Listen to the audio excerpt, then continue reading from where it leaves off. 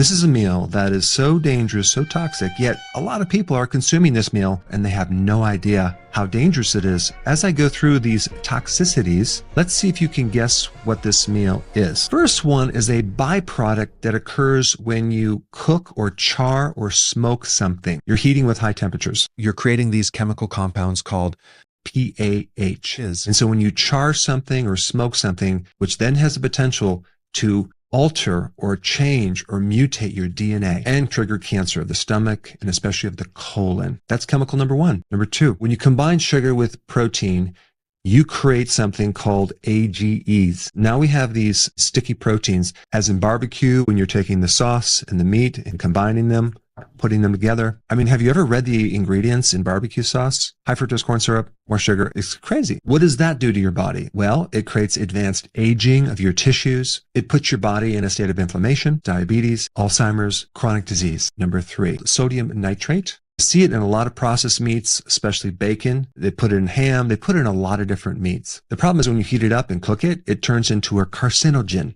And that is something that can trigger cancer. You would see this in sausages, bacon, processed meat, and something called cured brisket. Next thing we're going to talk about is this right here.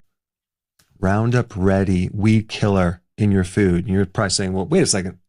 There's no weed killer in my food. Well, there may be a residue from GMO food. Anything soy, corn, canola, cottonseed oil. Not only that, even things that are not genetically modified, like wheat, potentially could end up in your bread. In fact, one report showed that they used 3 times as much weed killer, glyphosate, on wheat than they do soy and corn. And so if you're consuming anything with wheat, like bread, pasta, cereal, crackers, potentially you can have residues of this glyphosate, which is also considered a carcinogen by the World Health Organization. And it's not just in bread, it's in cornbread. I mean, if you looked at the ingredients of cornbread, you have high fructose corn syrup in there, cornmeal, and probably some wheat gluten and beet sugar. And there can also be residues on your tortilla chips because those are corn chips. And what do they fry the corn chips in? There's soy oil or corn oil. Both of them are GMO. On top of that, they put a lot of this high fructose corn syrup in this barbecue sauce. Glyphosate is linked to cancer, and also it disrupts the microbiome because one of the patents they got on glyphosate has an effect of an antibiotic in your gut, which is also not healthy. This next ingredient is a byproduct of caramel coloring, especially in barbecue sauces, in sodas. This is a carcinogenic byproduct. It's 4-MEI. And especially even when they marinate the meat, you could also have this ingredient in there as well. Number 6, aluminum. The problem with aluminum is it can leach out and go into the brain, and it can increase your risk for Alzheimer's and neurodegenerative diseases. How could you potentially get aluminum toxicity? Well, sometimes when you're smoking meat, you put it in aluminum, okay, and then you